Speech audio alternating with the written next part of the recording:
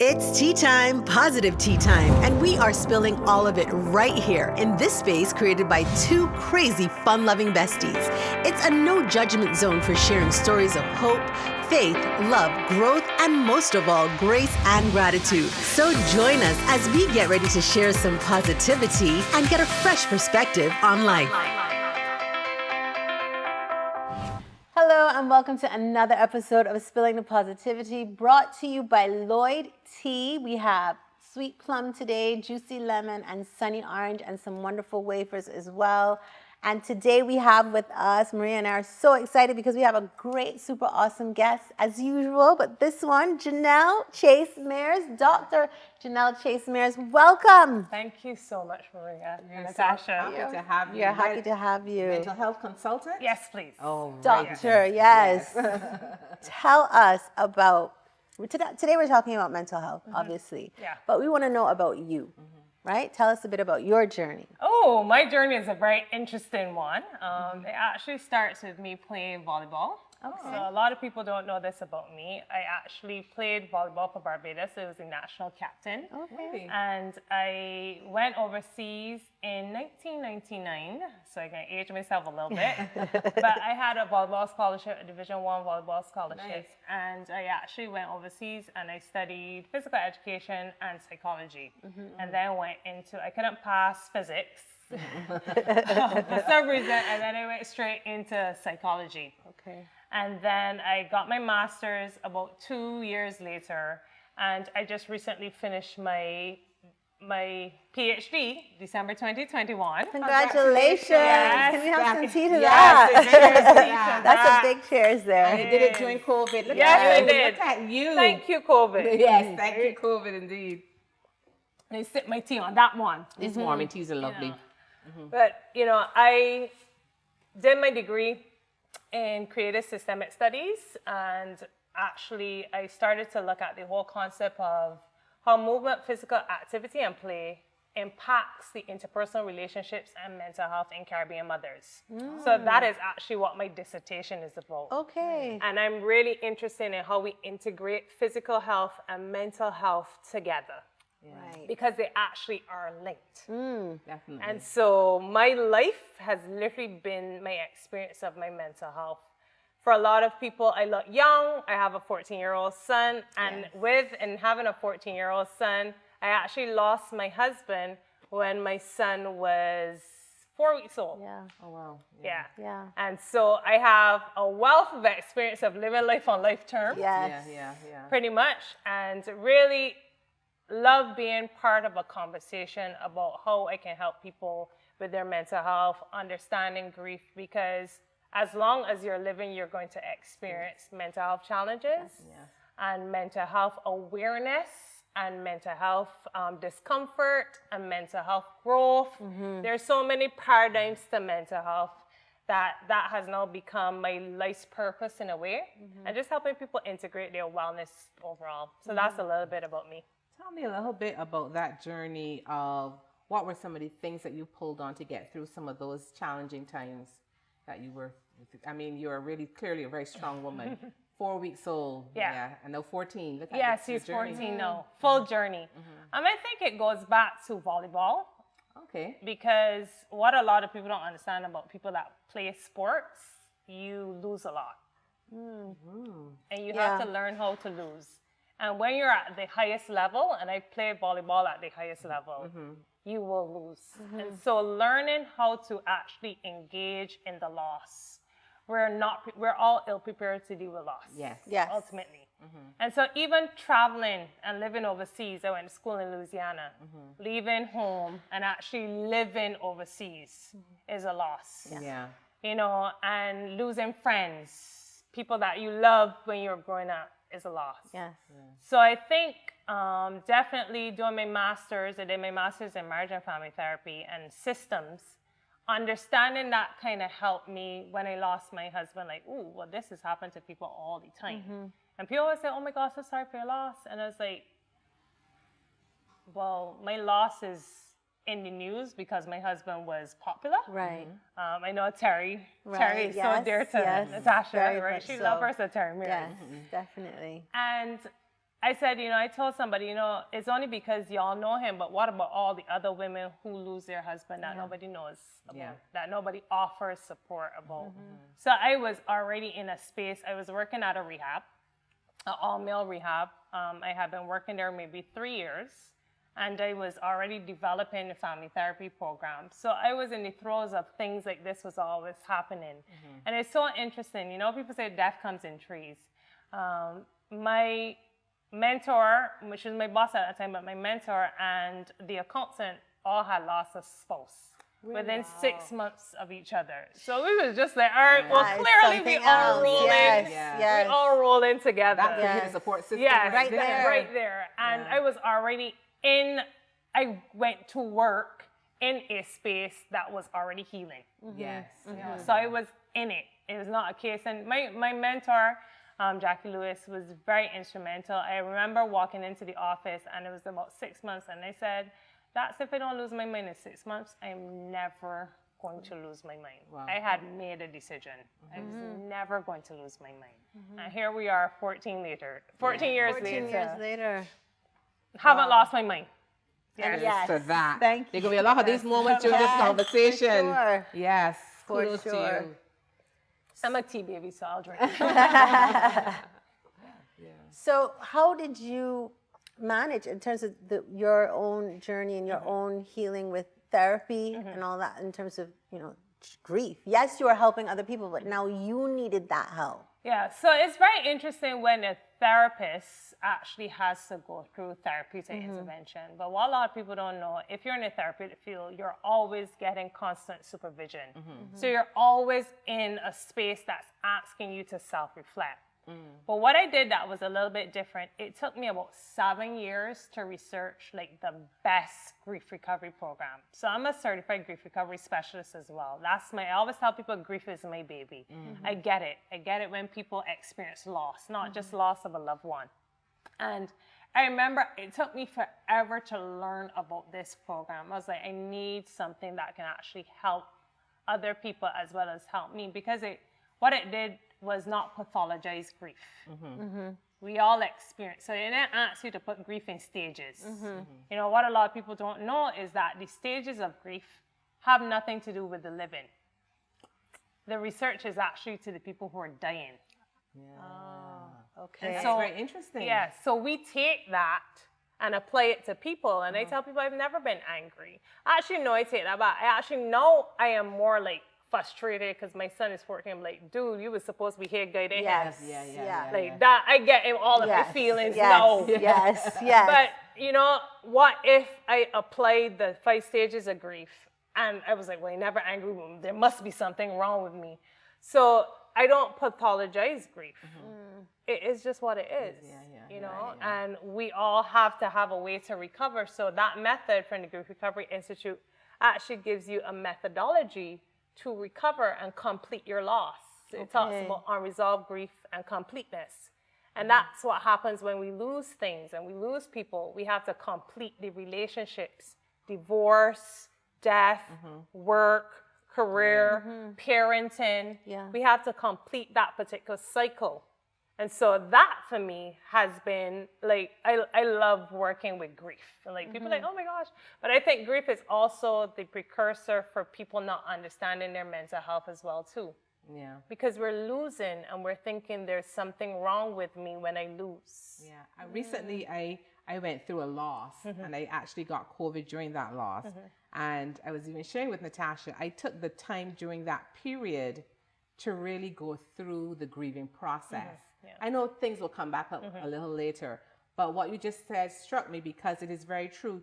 The processing of that grief and taking time for that period to process it before moving on is so important. So thank you for solidifying that for me. You're more than welcome. Because it's like you had to deal with the entire thing, the whole process, instead of saying, okay, well, I'm sad today, but I'm going to just put on my, my big girl panties and I always say big girl thongs. It doesn't have to be patchy. It could be finger on the But you know, and just you know, suck it up and keep going instead of saying, you know, no, I feel this, I need to go through this. Is that basically what you're saying? Yes, and for me, I always tell people I had joy and sadness in the same sentence.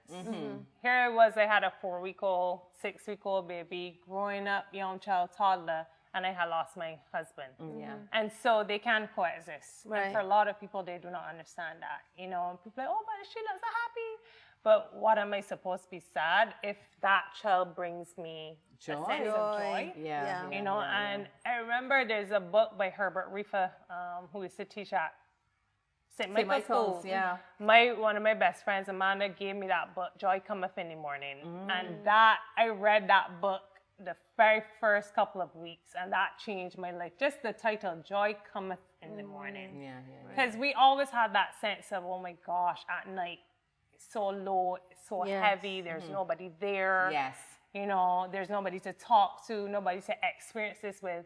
And every time I wake up, for 14 years, I wake up, thank you, Lord, for waking me up this morning. Wow. Gratitude. Every single, because I always tell people, your life will change when you watch somebody die.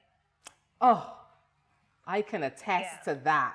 When you experience and you know, when you watch the quickness of death, you start realizing all the BS ain't worth it. You start to realize like, okay, I got things to do. I got purpose in my life. You know, and I mean, that's not for everybody. Everybody maybe doesn't take that lesson, but I certainly took that lesson. I don't have time to waste. You know, it can happen like this without you even understanding how it happens, how quickly it happens. So now you are in a space where you are actually helping so many people in terms of mental health and wellness. It's been a trying time for a lot of people over the last 2.5 years. And, you know, you're hearing all these things come up now in the language, as we spoke about.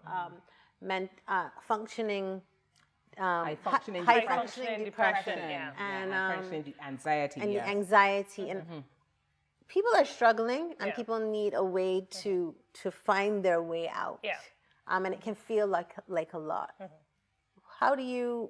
Where do they start even? So for me, I always ask people to start back to the definition of mental health. And the World Health Organization has a couple words that are very important to me. You know, psychological, emotional well-being, and how people think, act, and feel, and how they cope with everyday experiences in life. And if we had to be really honest, one of the reasons why we're not coping well with COVID is because we never coped well before. Yes. And I'm not saying that true. COVID was not a big issue. Our response to COVID, as I say, was not a big issue. But if you look around the world, the people that are thriving are also the people who had a really good understanding of mental health before. Right? So now it's literally brought everything to the fore, and people are struggling because now there's more economic pressures, there's more societal pressures. Even the concept of not being able to do this takes people out of their comfort zone. Yes, it does. You know, and I was having a conversation the other day with a colleague of mine, and I said, you know, people say, well, people are now more needy. And I said, well, think about it. We've been literally robbed of 2 years of emotional expression with each other. And connection. It's not about neediness. No. It is something that we desire and require for us to actually feel better. So And to thrive. To thrive, right? So I always go back to what's your definition of mental health first before we go into the labeling aspect of it. Because once we go into the far end of it, you never realize that you need to come back to this end. So mental health is going to be on a continuum. Right? And as we have challenges in life, we can have mental fatigue, we can have mental instability, and we could go into mental illness, and we could go in mental dis-ease. I love the fact that you can put it on a continuum and not just one or the other. Even if we're all parents, women, when they first get their children, there's some women that this is wonderful, and for some women, their identity is lost. You know, and a lot of people hear the word postpartum depression, not understanding that the word postpartum means after birth. You know, that's what it means. Right. But then they don't make the connection that the depletion of minerals and vitamins for women are the things that start to create lowness in women. At many different stages. Exactly. Then we get menopausal and perimenopausal. Yes. Oh, yes. I tell people when I hit 30, I was like, what is this? I felt like throwing my child through the window. And I said, okay, this is a problem. Yes. And I went to my herbalist at that point and I was like, Hero, this is something ain't right. Yeah. And we did a detox. Yeah. And I really got into the mental health and integrating your physical health at that point. Because I was like, before I was like, now women who get, periods and get real Aggressive. Yeah, I was going to use another word. I'm a therapist, I guess, right? But, I was like, something wrong with them. And then when it happened to me at like 32, I was like, no. It's physical. This was not me. And I quickly went to my herbalist and he was like, well, yeah, and you're not supposed to have a painful period. And I was like, what? He's like, women are not supposed to have painful periods. And I was like, I started delving more, like, because now our hormones impact, but our hormones impact our mood. Yes, they do. Oh, yes. So we think about a woman, and men too, but because we're having a conversation about women, no. Imagine you're 14, 15 with a really bad period. You have to pretend that you're okay. Yes. You have to ignore pain, and you do that for the next 25 years of your life. Now, what you think that your mind gonna be operating properly now? Yeah. Exactly. And we've literally created a culture of ill mental health just with women by our inability to manage or understand that our menstrual cycle really regulates a lot of our moods. Yeah. You know? And you have to remain strong and always in charge and dealing with the children and ourselves and the family and all that. And as a conflict, your mind is now conflicted with how you think and then you act. Because you won't go home and lay down. Yes, you do. Yeah. But you're like, I'm here.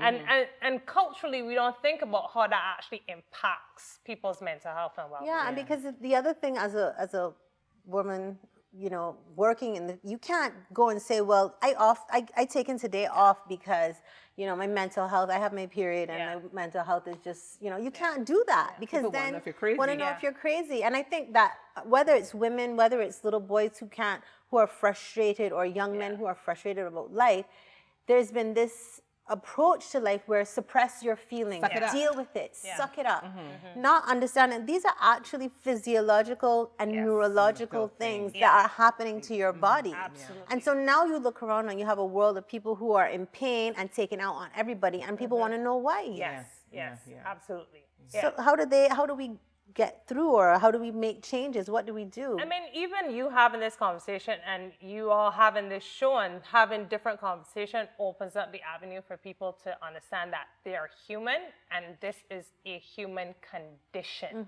Yes. And we all feel. Yes. And we're all trying to understand our emotions.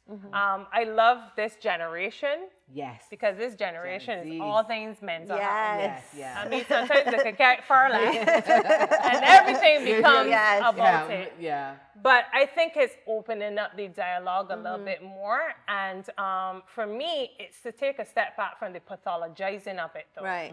Because when we pathologize our ability to be anxious, our nervous system is supposed to create a sense of fear, worry, but it's not every day that you worry. And so even sometimes in people worrying, they're like, oh my gosh, I shouldn't worry. And then they start to worry more and more and more and more. Or a woman who starts to cry, and oh my gosh, I shouldn't cry. And I'm like, well, the tears are there for a reason. And sometimes we don't cry because we've told ourselves we're not supposed to cry. And because you don't want to be vulnerable.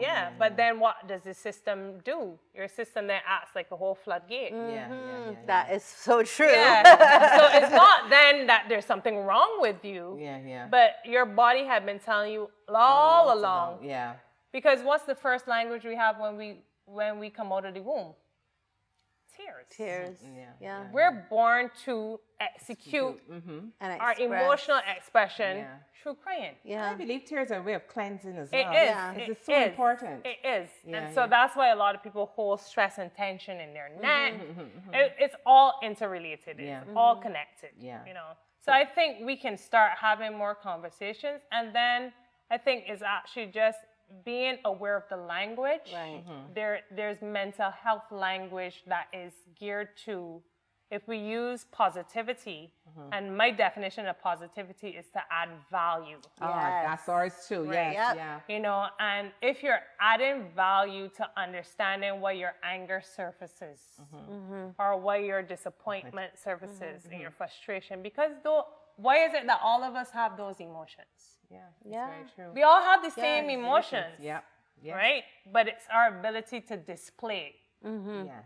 and get movement towards in our life that makes a difference. Right. And sometimes the space to feel that, as you said, vulnerable enough to display it. Now, before we close, we got to talk about these 3 words, because the story behind this book has really resonated with me. Tell us about your book, These 3 Words. Get your copies, guys.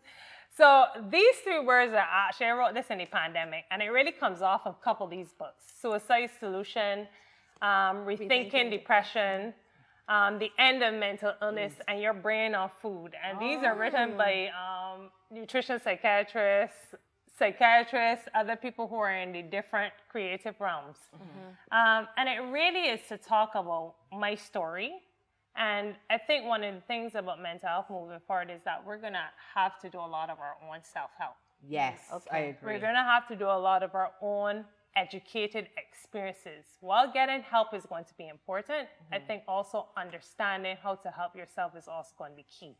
Right? And I wrote this book on a dare? bet or dare that you can't get it right in 2 weeks. I was like, bet, and I won my $50.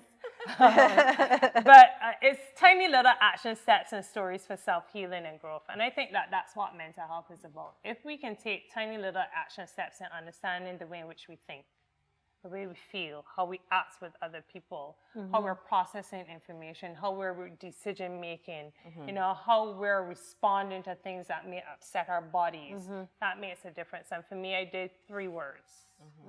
And the 3 words were just simple reminders of how you can connect to yourself. So one of my favorite ones is Death Brings Awareness. You know, almost doesn't count as another one. Finish your assignment. So there were things that I needed as I was going through COVID to actually help me get through. Listen to elders. Right. You know, because that's where some of the wisdoms are. Yeah. And we don't need a big long spiel to take action. That is really, really brilliant. Because, you know, as you said, you don't need a lot, and then it's just almost like they're like a trigger. Yes. they You trigger know? the So movement these were my deposit. triggers during COVID. Yeah. Like, you have stuff to do. You got to finish your PhD. You got to figure out how to parent online, which was Yeah. very, very stressful. Yeah. You know, and I just wanted 3 words that I could use. And it started with affirmation cards. So they actually have affirmation cards that come with this.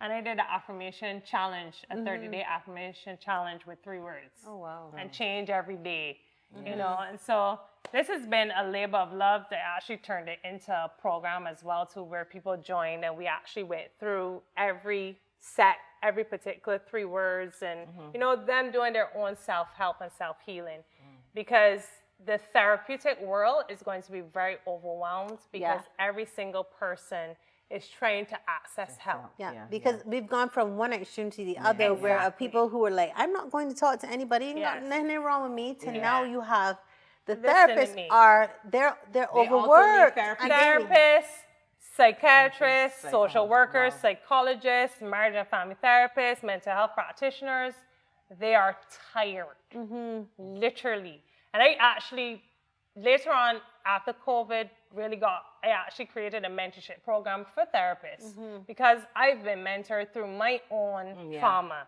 Right. And showing up in the middle of a pandemic is trauma itself. Because before, you're so separated from everybody else's trauma. Yes, But now you're in it and trying to help other people while you're trying to navigate it.